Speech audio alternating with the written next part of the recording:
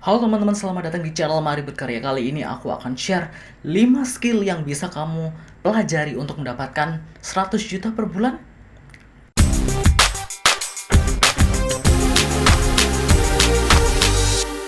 Oke, jadi banyak sekali dari teman-teman yang nanya, Kak, aku pengen sekali bisnis, aku pengen sekali jualan, aku pengen sekali bangun brand. Tapi aku nggak punya skill, tapi aku nggak punya kemampuan. Dan aku juga pengen dapat sesuatu yang besar, omset yang besar, pendapatan yang besar. Katakanlah puluhan juta, bahkan ratusan juta per bulan. Gimana caranya ya? Dan skill apa sih yang harus kita pelajari biar kita bisa mendapatkan at least 100 juta per bulan? Skill yang pertama yang perlu kalian pelajari di era digital ini adalah copywriting, oke? Copywriting. Tulisannya copywriting, oke? Tapi bacanya copywriting. Dan aku belajar copywriting ini sudah lama banget, dan ini merupakan salah satu strategi atau cara yang bisa kita lakukan untuk menjual produk yang pastinya nanti bisa dibeli oleh customer. Dan copywriting ini aku pribadi menyebutnya seni dalam menjual. Namanya seni, ini tidak ada patokannya. Tidak ada kamu harus kayak gini, Enggak ada. Copywriting ini banyak banget strateginya, banyak banget caranya. Kalian bisa lihat video ini untuk mempelajari lebih detail tentang copywriting itu kayak gimana. Dan copywriting yang paling sering aku gunakan dan yang mungkin menurutku yang paling ampuh adalah storytelling. Oke? Storytelling. Gimana kita membuat cerita yang istilahnya apa ya? Cerita yang mungkin berhubungan dengan calon customer, cerita yang mengharukan, cerita yang menakutkan, cerita yang ekstrim pokoknya, menakutkan, paling menakutkan, cerita yang menyentuh, paling menyentuh, cerita yang istilahnya berhubungan dengan emosi. Kenapa seperti itu? Biar orang itu tidak menggunakan logika, atau customer itu biar membeli berdasarkan emosinya dia, bukan berdasarkan logika. Oke? Kalau berdasarkan logika, mereka pasti akan berpikir kalau misalnya aku beli ini untung atau rugi ya, cocok atau enggak ya. Kalau misalkan aku beli produk ini ya, kayaknya nanti dulu deh. Itu kalau misalkan pembeli mempertimbangkan produk berdasarkan logika. Tapi kalau berdasarkan emosi, misalnya ada seseorang lagi marahan sama pacarnya katakan atau pasangannya. Nah, orang lain biasanya akan lebih mudah masuk. Kenapa? Karena dia sudah dikecewakan orang lain, ada perasaan kecewa dari dia, dan dia atau si orang ini itu menginginkan sesuatu yang membuatnya tidak kecewa. Oke, makanya gampang orang masuk saat itu. Karena dia perasaan kecewa banget dan dia menginginkan orang atau sesuatu yang membuatnya tidak kecewa. Oke, dan saat orang masuk itu, biasanya dia akan mudah untuk dalam tanda kutip dikendalikan. So, emosi ini sebenarnya bahaya. Makanya kalau misalnya kalian belajar copywriting, kalian belajar storytelling, kalian bisa membawa calon customer untuk beremosi, untuk memiliki emosi. Dan di akhir kalian bisa langsung tembak jualan produk. Jadi tujuan utamanya storytelling ini untuk membuat orang meningkatkan kadar emosi. Emosi ini bukan berarti marah-marah ya, tapi perasaan. Jadi orang itu kalau misalkan membeli sesuatu berdasarkan perasaan, itu biasanya mereka itu kemungkinan dealsnya, kemungkinan istilahnya terjadinya transaksi atau pembelian itu sangat besar. Apalagi kalau storytelling yang kita tawarkan atau kita kasih ke mereka itu relate atau berhubungan dengan mereka. Misalnya kita jualan produk atau jualan apapun ke ibu-ibu. Nah, kita bisa cerita soal anak. Misalnya ibu-ibu tuh punya anak. Nah, kita bisa cerita sesuatu tentang anak, kayak gini. Di akhir kita akan tawarkan produknya. Kayak gitu. Bukan produk dulu. Jangan langsung nembak. Makanya banyak sekali teman-teman yang, Kak, ini kok aku nggak laku-laku ya? Padahal aku sudah posting produk, produk tiap hari katakanlah, jualan tiap hari. Guys, customer kalian atau follower atau pengikut kalian itu manusia. Mereka itu butuh sesuatu yang di bridging dulu istilahnya. Jangan ditawarin produk. Makanya banyak yang nggak suka. Kenapa? Karena ya kalian nawarin produk. Sementara calon customer kalian merasa bahwa aku nggak butuh produk gitu loh. Makanya kalian storytelling dulu. Kalian cerita dulu. Oh, ini itu kayak gini. Keuntungannya itu kayak gini. Pernahkah kalian merasa seperti ini? Pernahkah kalian seperti ini? Nah, solusinya dari situ adalah ini. Dengan ini itu bisa ini. Nah, aku ada produk ini dengan harga segini. Kalau mau beli silahkan di sini. Kayak gitu. Bukan langsung nembak produknya dulu. Kalau misalnya kalian nembak produknya dulu, kemungkinannya hanya ada dua. Kalau orang butuh, orang akan nanya ke kalian, tapi belum tentu beli. Kalau orang nggak butuh, dia akan scroll, skip. Kayak gitu. So, perhatikan copywriting kalian, cara kalian menulis di caption itu kayak gimana, kemudian postingan kalian itu jenisnya seperti apa, dan aku sarankan bawalah orang itu menuju kepada perasaan yang tinggi. Pastikan kamu tidak menawarkan produk kamu kalau orang itu masih menggunakan logika. So, tingkatkan emosinya pelanggan atau calon pelanggan, picu atau ungkit perasaannya dia dulu, tapi perasaan yang baik. Kemudian baru kalian tawarkan produknya. Biar tingkat emosi atau perasaannya dia itu tinggi, dan ya itu tadi, dia kemungkinan besar akan membeli. Meskipun nantinya kalau misalnya produk kalian tidak baik atau mungkin dia tidak butuh, maka dia akan bilang, kok aku bisa beli produk ini ya? Padahal aku nggak butuh. Nah, kayak gitu. At least uangnya masuk dulu. Kemudian skill yang nomor 2 yang bisa kalian pelajari kalau misalnya kalian pengen dapat penghasilan yang cukup besar adalah digital marketing. Oke? Jadi ya di zaman digital seperti ini, digital marketing itu sangat banget kalian harus kuasai. Karena ya kalian kalau misalnya apapun deh, kalian nggak hanya jualan produk, kalian jualan jasa katakanlah, kalian butuh digital marketing. Salah satu contohnya kayak gini, kalau misalnya kalian pengen mengiklankan, kalian punya skill nih, kalian punya kemampuan, katakanlah kalian bisa menulis cepat, atau kalian bisa membaca cepat, atau kalian bisa menghitung cepat katakanlah. Nah, kalian pengen gunakan skill kalian ini untuk membantu orang biar orang nanti membayar ke kalian. Gimana caranya kalian promosi? Ya digital marketing. Kalian harus tahu caranya bikin ads itu kayak gimana, misalkan Facebook ads, Google ads, Instagram ads, TikTok ads, YouTube ads, anything ya berhubungan dengan ads, kalian at least tahu konsepnya. Konsepnya itu kayak gini, kayak gitu. Kenapa? Karena kalau kalian nggak tahu dan kalian nggak pelajari, kalian bisa boncos. Boncos itu istilahnya kalau misalnya kalian sudah spend uang tinggi banget untuk iklan, tapi iklan kalian itu istilahnya nggak berpotensi atau nggak menghasilkan konversi yang cukup. Gitu. Kenapa? Bukan salah iklannya, tapi salah cara kalian untuk memandang iklan itu. Kalian salah strategi, makanya kalian boncos. Itu sebenarnya ada triknya. Di luar dari kita mengetahui itu sebenarnya ada triknya. Oke, itu kalau ads atau iklan. Nah, digital marketing tidak hanya iklan, tapi digital marketing at least kalian memarketingkan suatu produk menggunakan digital. Kalian posting status jualan itu sudah digital marketing.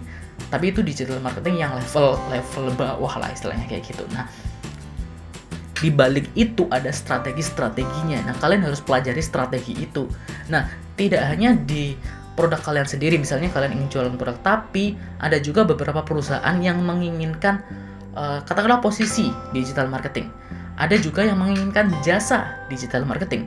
Kalau misalnya kalian itu katakanlah kalian punya ilmu untuk mengiklankan, ilmu ads, biar nggak boncos, katakanlah kayak gitu ya. Nah, banyak sekali perusahaan ini yang punya budget gede-gede, tapi mereka itu pengen iklannya itu optimal. Nah, kalau misalnya kalian punya skill digital marketing, kalian bisa tawarkan perusahaan itu. Atau kalau misalkan perusahaan itu nyari, kalian siap. Oh, saya bisa mengurus atau menghandle ads kalian atau iklan kalian, kayak gitu.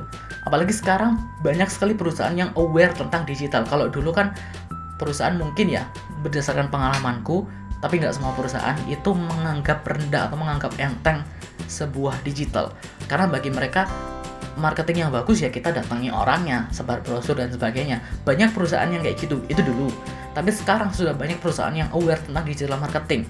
Kalau misalnya kalian at least belajar iklan aja, kalau misalkan iklan kalian sudah bisa, kalian bisa menerima project dari perusahaan-perusahaan gitu. Dan kalau misalnya kalian membuat iklan, itu nggak sampai 5 menit deh.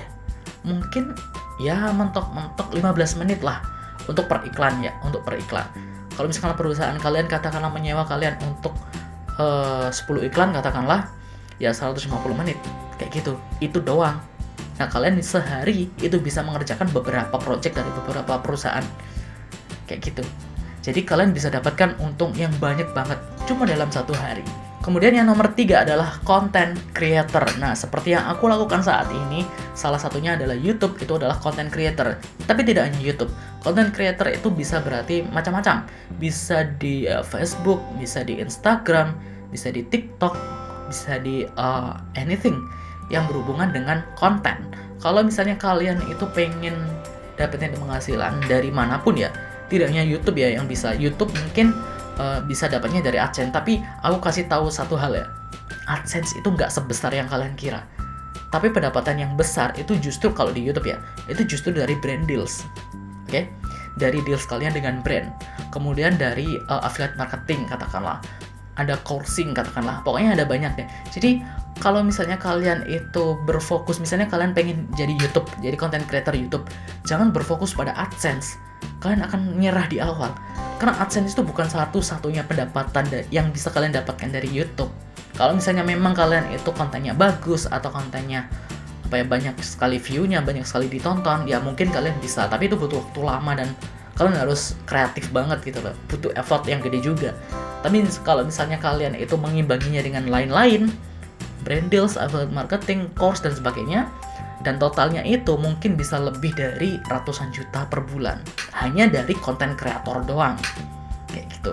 Dan itu hanya di YouTube, belum lagi di Instagram, belum lagi di TikTok dan sebagainya. Nah, ada banyak sekali peluang yang bisa kalian pelajari. Nah, content creator ini bukan hanya sekedar bikin konten, oke?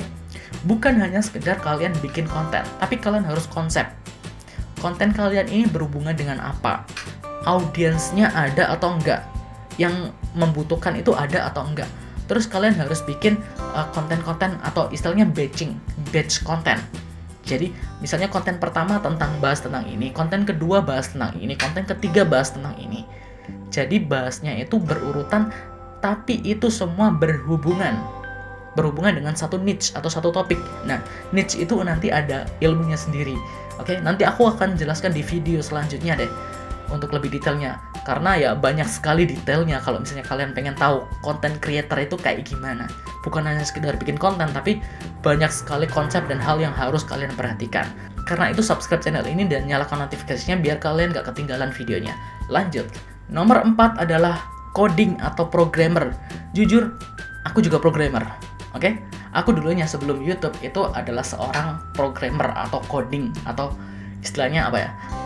Aku tahu gimana caranya bikin HTML, PHP, dan PHP itu aku banyak sekali belajar tentang framework mulai dari Laravel yang paling banyak digunakan, J2, kemudian Cake PHP, kemudian apalagi ya, CodeIgniter itu yang sekarang banyak sekali digunakan perusahaan-perusahaan dan gak mau berubah gitu.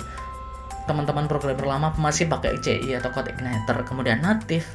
Ada juga Android programmer misalnya Kotlin dan sebagainya. Banyak banget pokoknya. Nah, di programmer itu apakah bisa mendapatkan penghasilan sampai ratusan juta? Bisa banget. Programming itu selain katakanlah kalau misalnya dari gaji, misalnya kalian di perusahaan dan gajinya itu gede, ya itu kemungkinan besar banget karena sekarang semuanya itu diprogram gitu. Semuanya butuh program. Program tidak hanya program dari desktop atau dari tampilan ya, dari website juga, dan itu nanti ada database juga. Database-nya itu ada katakanlah MySQL, kemudian SQLite itu untuk Android, kemudian ada Oracle, kemudian ada MongoDB dan sebagainya, ada banyak lah. Itu yang dinamakan programming. Dan programming ini biasanya orangnya itu tidak hanya bekerja di satu perusahaan, maksudnya dia memang bekerja di salah satu perusahaan, tapi biasanya itu ada side project-nya. Dia mungkin ngerjain project dari luar dan biayanya itu justru lebih gede daripada gajinya dia di perusahaan. So, kalau misalnya dia mendapatkan ratusan juta rupiah per bulan, wajar. Karena gede banget gajinya programmer. Dan kalian juga bisa mempelajari programming ini, tapi belajarnya itu dari dasar dulu.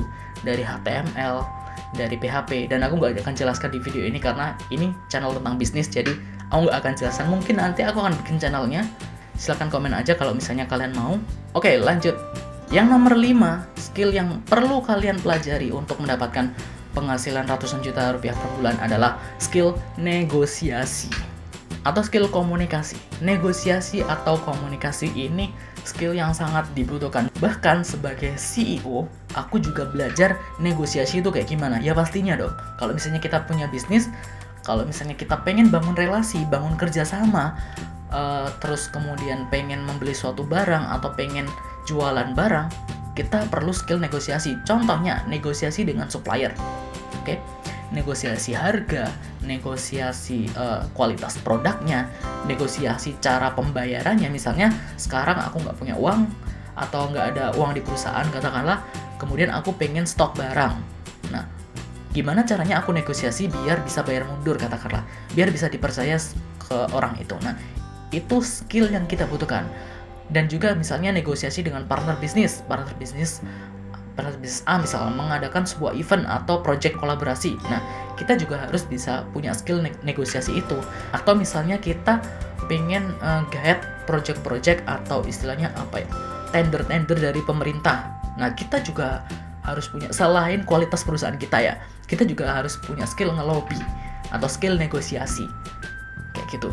Biar apa ya? Biar kita menjadi salah satu yang terbaik, biar apa yang jadi tujuan kita itu kita bisa dapat. Kalau misalnya kita cuma punya skill komunikasi doang, ya udah kita cuma komunikasi. Tapi kalau misalnya kita punya skill negosiasi, kita bisa nego, entah itu nego harga, nego tempat, nego waktu, nego dealsnya, nego apa jadinya kayak gimana, nego orangnya, nego anything, itu kita bisa mencapai tujuan kita dengan baik. Oke, dan negosiasi ini juga butuh wawasan, juga butuh pengalaman juga. Jadi nggak bisa kalau misalnya kalian belajar negosiasi itu cuman belajar di textbook kayak gitu. Kalian belajar, oh skill negosiasi itu ini, enggak. Kayak gitu. Kalian harus terjun ke lapangan langsung ngomong ke orang, langsung komunikasi ke orang, belajar dari orang itu, belajar dari mentor, belajar dari anything. Sebagai seorang CEO atau pemimpin dari sebuah perusahaan atau pemilik bisnis atau owner, kalian perlu skill ini. Karena ini yang akan mendatangkan keuntungan besar bagi kalian. Kalau misalnya kalian nggak punya skill negosiasi ya, mungkin kalian hanya stuck di sana saja. Kalian cuman, misalnya kalian punya bisnis, ya udah kalian cuma nunggu customer doang. Nggak kayak gitu teman-teman. Seorang CEO atau seorang owner atau seorang pemilik bisnis itu nggak hanya nunggu customer datang, tapi mereka melakukan komunikasi, melakukan negosiasi, melakukan strategi gimana caranya biar customer itu mau datang. Jadi kita nggak nunggu customer datang, tapi gimana caranya untuk customer itu datang. Gimana caranya menjaga kualitas produk. Gimana kita meningkatkan kualitas service atau pelayanan kita. Itu ada banyak sekali skillnya. Nanti aku akan jelaskan di video selanjutnya deh, lebih detail lagi, karena kalau di sini nggak cukup waktunya. So itu tadi 5 skill yang bisa kalian pelajari dalam membangun bisnis atau dalam usaha kalian untuk mendapatkan penghasilan sampai ratusan juta rupiah per bulan. Apakah itu mungkin? Mungkin banget. Kalau misalnya kalian sungguh-sungguh dalam mempelajarinya. Dan ingat, mempelajari itu harus diimbangi dengan prakteknya. Jadi jangan belajar terus, enggak, praktek langsung. Misalnya kalian belajar satu ilmu atau satu skill, katakanlah copywriting atau negosiasi. Oke, kalian lihat, kalian belajar, kalian nonton di YouTube channelnya Mari Berkarya, oke, nggak masalah. Tapi setelah itu kalian harus praktek. Nah, praktek itulah yang meningkatkan kemampuan atau skill kalian. Percuma kalau misalnya kalian, ibaratnya gini, kalau misalnya kalian sudah baca buku cara renang kayak gimana, cara apa ya istilahnya, kalau berenang kayak gini, arusnya kayak gini, itu kita harus gimana, kita sudah hafal banget semua buku, tapi kita nggak praktekkan. Sekali kita nyebur, ya udah kita nyebur, kita nggak bisa. Kenapa? Karena tubuh kita, tubuh, pikiran, dan apa ya istilahnya, otak bawah sadar kita itu butuh sesuatu yang responnya cepat. Kayak gitu. Jadi kalian harus praktek biar respon kalian cepat. Biar kalian tahu, oh kayak gini itu kayak gini. Oh dulu ini nggak bisa, oh itu harus kayak gini. Dan juga menyesuaikan dengan kondisi kalian. Kalau misalnya kondisi kalian kayak gini, keputusan yang harus kalian ambil itu kayak gini. Nah itu banyak sekali hal yang apa ya, di textbook itu nggak ada, tapi di kenyataannya ada. Makanya ada yang bilang bahwa kuliah itu nggak sama dengan kondisi nyatanya. Ya memang, karena di kuliah itu biasanya kita cuman baca saja, jarang banget prakteknya, dan jarang banget prakteknya itu langsung terjun ke lapangan. Kayak gitu. Makanya kalau misalkan dunia kuliah dan dunia kerja itu biasanya kemungkinan besar itu berbeda banget. Karena ya itu tadi, kalau misalnya kita nggak terjun, misalnya nih kita nggak magang istilahnya pada waktu kuliah, ya kita nggak akan tahu kondisi sebenarnya itu kayak gimana, dan respon tubuh kita, respon pemikiran kita itu kayak gimana gitu. So penting banget bagi kalian untuk praktek. Semoga video ini bermanfaat, dan jangan lupa juga untuk share video ini ke teman-teman kalian biar mereka semua tahu gimana sih caranya dapat 100 juta rupiah per bulan atau lebih dan skill apa saja sih yang perlu kita pelajari untuk mendapatkannya itu. Dan jangan lupa juga untuk klik tombol like, kemudian subscribe channel ini, dan nyalakan notifikasinya biar kalian gak ketinggalan video-video menarik lainnya yang tentunya bisa meningkatkan skill atau kemampuan kalian, terutama dalam menjalankan bisnis online sebagai seorang CEO. Oke, sampai jumpa di video berikutnya.